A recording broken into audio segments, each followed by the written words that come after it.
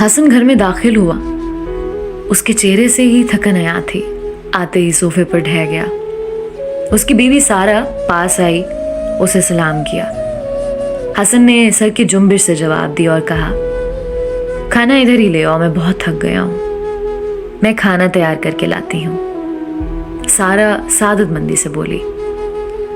Kitchen کی طرف چل دی. کھانا گرم کرنے اور ٹرے میں رکھنے میں اسے کچھ دیر ہو گئی تو حسن نے سارا کو گالیاں دینا شروع کر دی.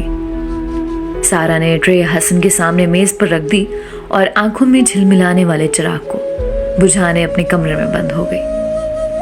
کچھ دیر بعد حسن اپنی 4 سالہ بیٹی فاطمہ کے ساتھ کھیل رہا تھا. سارا نے پوچھا, آپ اپنی بیٹی سے کتنا پیار کرتے ہیں؟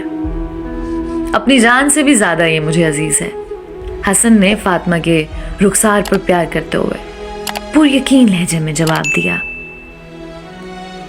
اگر کسی دن تمہاری بیٹی کی شادی ہو جائے اور اس کا شوہر اس کی آنکھوں میں آنسو لے آئے تو تم کیا کرو گے؟ سارا نے پوچھا.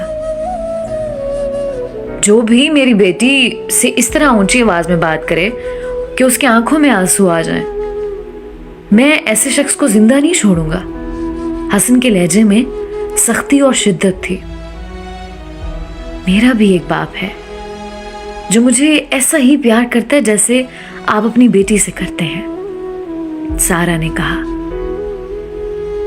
اس بات سے نا حسن کو اپنی خطا کا احساس ہوا. وہ دوزانو ہوا اور ندامت و شرمندگی سے بولا, میں اپنے غلط رویے کی معافی چاہتا ہوں تم سے. مجھے امید ہے تم مجھے معاف کر دو گی. سارا کو اور کیا چاہیے تھا, وہ کھل کر مسکرا دی.